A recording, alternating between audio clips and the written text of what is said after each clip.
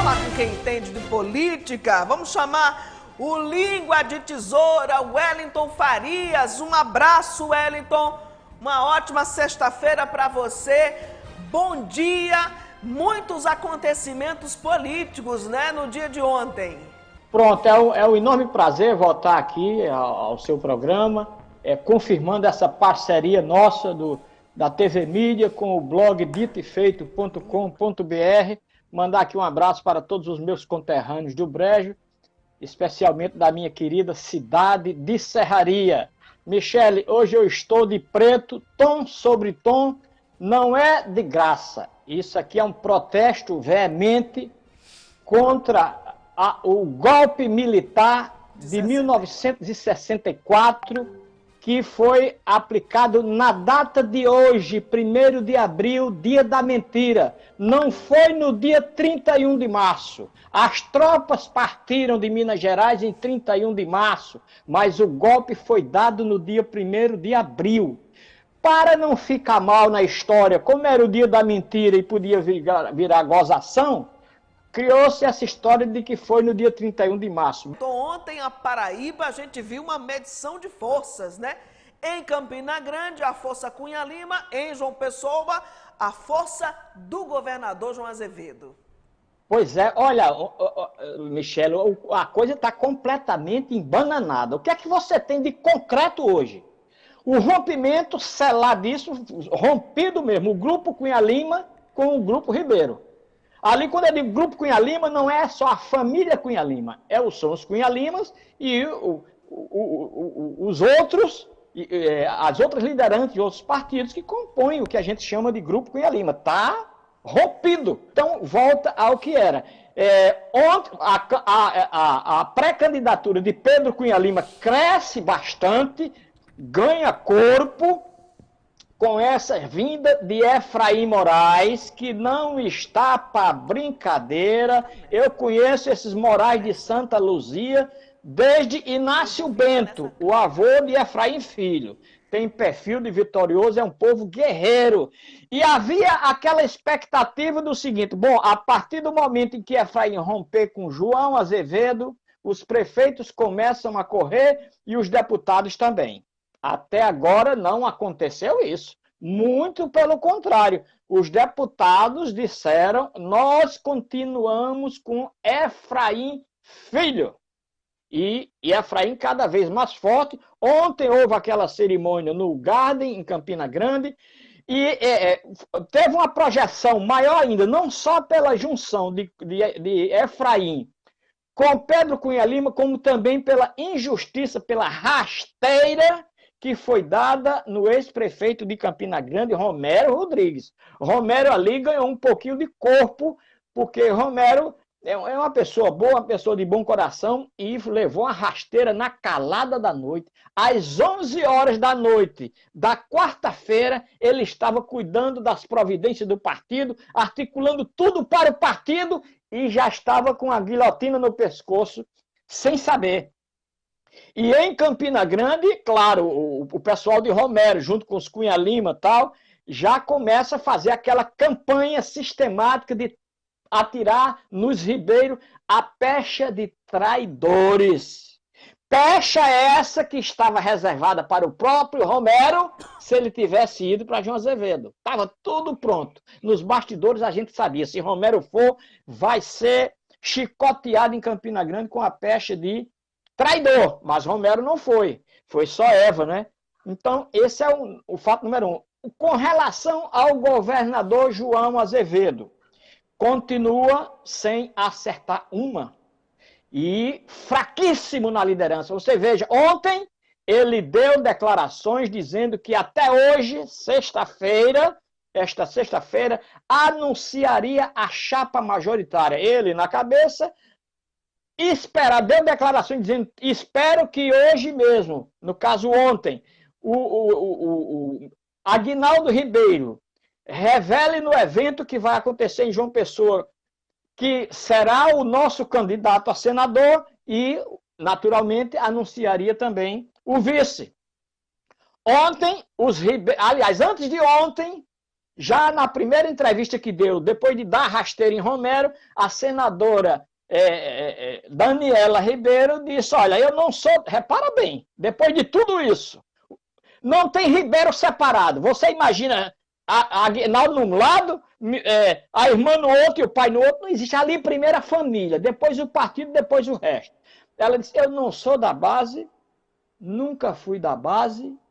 E outra coisa, ela disse, vocês já viram o meu irmão Aguinaldo dizer que é candidato a senador? Repara! E ontem, Aguinaldo Ribeiro disse, não, nunca disse que sou candidato a senador, mas poderei ser. Serei candidato a senador desde que toda a base aliada de João Azevedo, eu seria o candidato da chapa de João Azevedo se toda a base aliada estiver comigo. Como é que eu vou ser candidato a senador rachado? De certa forma, ele tem razão. O problema é a novidade do discurso. Ele alimentou toda essa história, dando a certeza a João Azevedo de que estava disputando com Efraim. Se eu estou disputando, é porque eu estou disposto a ser. Eu não vou disputar uma coisa que eu não quero.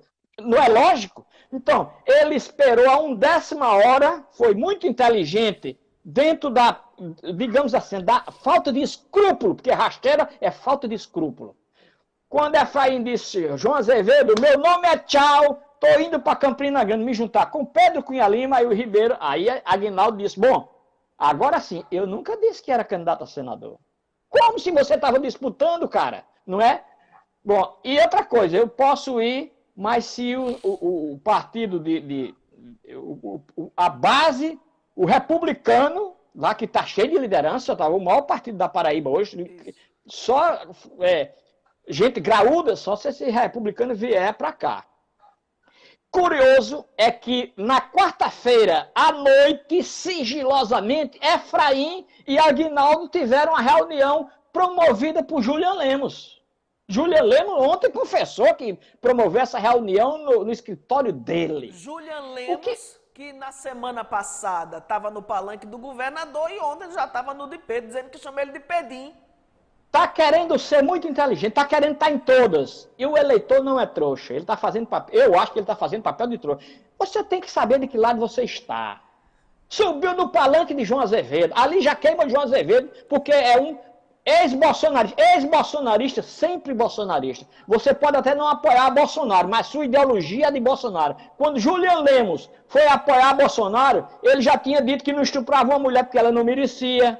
Mas não é que a mulher não deva ser estuprada, é porque a senhora eu não viu ali desse luxo de lhe estuprar. Então, ele já tinha dado declarações contra a democracia, de que deveria haver um golpe e matar 30 mil. Então, quando o Julian Lemos foi para Bolsonaro, concordava com tudo isso. Entendeu? Então, tá jogando para todos os lados e se brincar, vai se dar mal, porque... ele foi eleito naquela onda de Bolsonaro, né? Pois é, exatamente. Agora, então, Wellington, voltando aos Ribeiro. Aguinaldo Ribeiro está querendo que todo mundo, está querendo que o governador dê o mandato de senador a ele, pelo que a gente está vendo. E teve a declaração do deputado Ranieri dizendo que se Aguinaldo quer apoio, ele que vai buscar, ele que vai atrás. É claro. Não, o erro de Aguinaldo aí é a esperteza.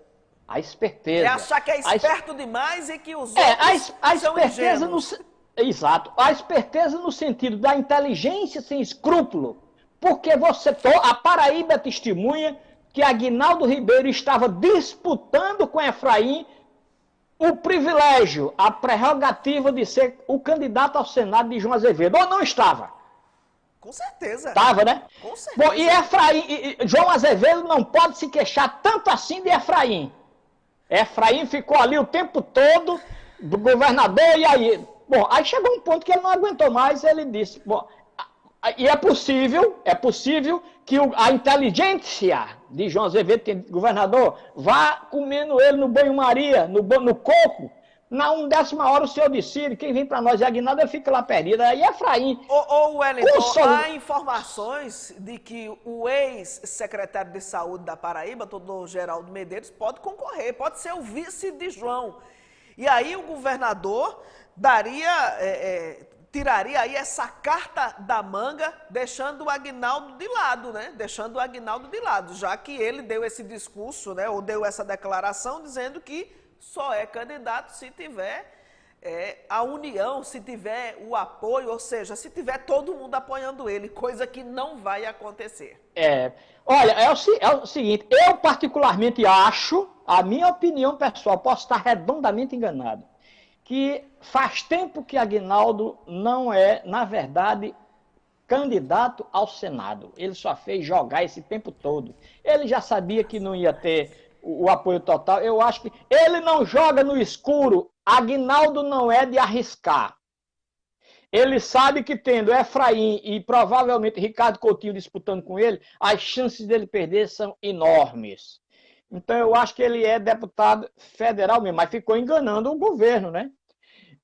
Geraldo Azevedo é um nome respeitadíssimo, talvez o nome de mais credibilidade no esquema de João Azevedo seja justamente o agora ex-secretário de Saúde. Agora, Michel, a questão é o seguinte, João Azevedo, ele não pode mais errar, a cota de errar já esgotou. Ele tem que dar uma jogada de mestre. Qual será essa jogada de mestre? Ninguém sabe. Agora, mas essa é uma impressão minha, né? Que o governador João Azevedo, ele está observando a movimentação de todo mundo e na hora H ele vai mostrar quem é que dá as cartas. Pode ter certeza disso. Eu vejo ele com uma frieza muito grande e necessária num momento como esse, de tanta conturbação nos bastidores da política da Paraíba. É verdade. João Azevedo não pode mais errar. A cota de erro já foi. Ele tem agora que dar uma cartada de mestre para resolver tudo isso. Ele ganha, nos episódios de ontem para cá, ele ganha mais a simpatia pelo seguinte, porque parece uma traição. E Ribeiro acabado de dar uma rasteira em Romero, e estão já dando outra em João Azevedo. Isso é uma rasteira. E geralmente o eleitorado tende a ter uma certa simpatia por quem está levando a rasteira. Como agora em Campina Grande está todo mundo com peninha de Romero, né? Porque e não é à toa que surgiu essa informação de que o ex-secretário, doutor Geraldo Azevedo, que é campinense, pode ser o nome de João para o Senado. Não foi à toa que surgiu essa informação. Exato. Agora tem um problema aí. João Azevedo bota Geraldo na vice. Quem é que vai ser o senador de João Azevedo? Aí os ribeiros rompem e puxa logo Cícero Lucena. Ou será que Cícero vai dizer, olha Ribeiro, é o seguinte, eu tinha um compromisso desde a eleição municipal com João Azevedo, tenho uma aliança com ele, vocês me perdoem, mas eu não posso entrar nessa. Eu tenho uma palavra, zelar, não é? Mas se Cícero, eu ouvi Cícero dizer, de certa forma, combinando com Aguinaldo. Não, claro, Aguinaldo tem o direito de querer todo mundo com ele, entendeu? Então, João tem que achar uma jogada de mestre para neutralizar as perdas até agora acumuladas, porque não acertou nada até agora. E outra coisa, Michele, o esquema político de João Azevedo já devia ter informado a ele tudo. As pessoas bem informadas, os bons arquitetos da política, se antecipam. A política é como xadrez. Você dá uma jogada agora aqui pensando em 3, 4 na frente. João era para estar sabendo, governador, existe essa possibilidade de Efraim se irritar e ir embora, e depois dele ir embora, o Ribeiro dizer que não quero mais. E se ele sabia, que eu tenho certeza que sabia, e deixou Efraim se espernear e sair por conta própria? Tem isso também, viu? Agora, eu digo uma coisa a você, eu acho que se João Azevedo soubesse que ia levar essa rasteira, dizia Efraim, vem logo pra cá, porque agora nem mel e nem cabaça. Ele não pode, ele já está na mão do Ribeiro, mas ele tem que sair dessa daí. João tem que dar uma jogada de... Ainda pode dar? Pode. Política pode tudo. Tem gente que pensa bem na política. João tem que chamar quem entende de política para perto deles, a gente... E agora, qual é o lance que nós vamos dar aqui para dar um checkmate na oposição. É isso que ele tem que fazer. O Mas Wellington, até agora... o Wellington, Sérgio Beltrão, que foi prefeito de Alagoinha, está aqui dizendo o seguinte: Aguinaldo não agrega ninguém. Mas é habilidoso. Você viu o Aguinaldo perder um aonde? Essa que é a história, né? Ele tem aquela habilidade de pouco escrúpulo. Eu assisti a Aguinaldo dizer na frente de Dilma, aqui no Forroque: Presidenta Dilma, a traição deveria constar do Código Penal de tão abominável que é. 10 dias depois disse sim para Dilma sair. Ele joga rasteira, mas a rasteira dá no que dá, né? Agora eu acho que os ribeiros começam a se queimar com rasteira em cima de rasteira. Eu lhe pergunto o seguinte: agindo dessa forma, como os ribeiros vêm agindo, e que você classifica como traidores na política, até onde ele pode ir com esse tipo de jogada a cada eleição? Aí onde é que está? O que é que o futuro reserva? Todo mundo fica cismado, não é? Com os ribeiros. Olha, não é confiável. Agora, o que acontece também é o seguinte, Michele: Aguinaldo Ribeiro não faria isso com Cássio Cunha Lima, mas de jeito nenhum. Aguinaldo Ribeiro não faria isso com José Tagino Maranhão, mas de jeito nenhum. Eu duvido Aguinaldo fazer isso com Ricardo Coutinho. Tentaram se juntar com Ricardo Coutinho. Por quê? Porque essas daí são cobras criadas que pensam 4, 5 lances da política na frente. Então, quando os caras nem se atrevem. Por exemplo, se fosse, no lugar de João Azevedo, se fosse um Cássio Cunha Lima, um Ronaldo Cunha Lima, um Ricardo Coutinho, um Zé Maranhão, os ribeiros nem se atreveriam a tentar dar uma rasteira, porque sabia que não colava. Os caras jogam pensando 4 lances na frente. Como ele sabe que João Azevedo não tem habilidade... Michele, se João Azevedo tivesse dito o seguinte: a partir do momento que Ricardo Barbosa disse, eu estou com Efraim, independente do que o governador pensar, o governador tem que chamar: oi, doutor, senta aqui. Como é a história?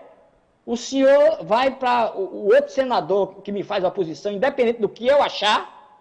Pois vamos acertar aqui as continhas. Então, os seus cargozinhos aqui no governo vai perder tudinho. Porque isso não é negociar. Eu sou contra negociar na máquina, mas é a prática, não é? Então, dizer, não é assim não, doutor. O senhor está comigo ou não está?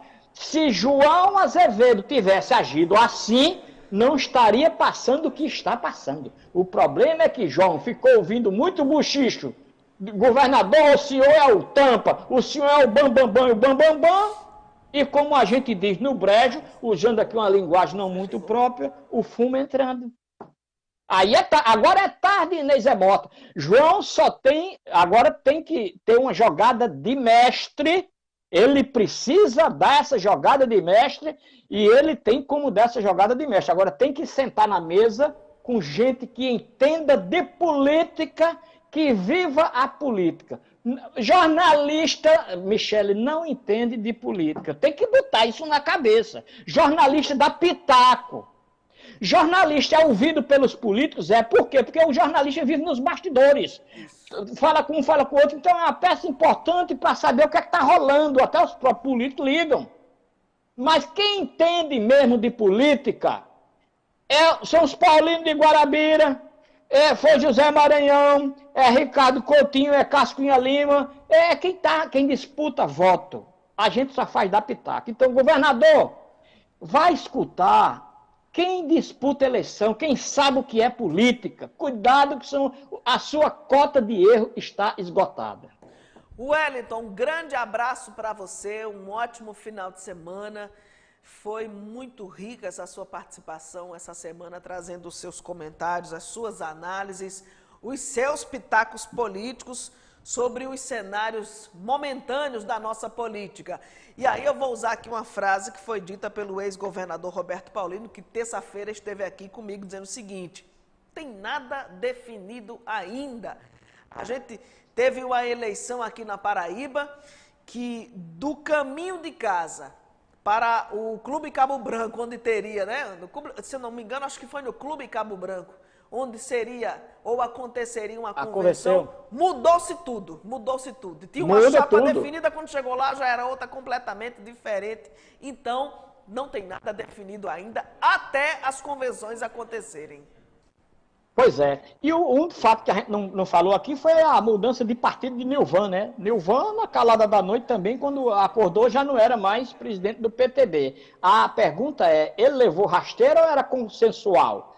Pelo que eu vi dele rapidamente assim, era consensual. E o PTB, disse, olha, o novo presidente disse, nós somos bolsonaristas, estamos com o Nilvan fechado. Qual outro fato que a gente não se referia é veneziano. Veneziano precisa provocar eventos. Ele deu uma caídazinha no meio desse babambam. Pedro foi que cresceu agora. Tá, então, veneziano. Tá meio que em stand-by, né? A candidatura de veneziano. Veneziano está meio parado. Ricardo Coutinho também.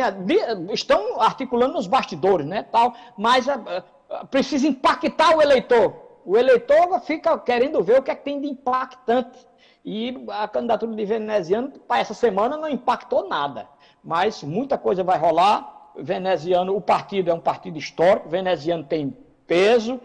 Sempre houve uma expectativa na política de que veneziano um dia fosse governador. Engraçado, não se pensava isso de Vitalzinho, né, que é o gênio da família. Hoje não se mete mais na política, né, é o crânio da família, mas de Veneza sempre teve essa expectativa.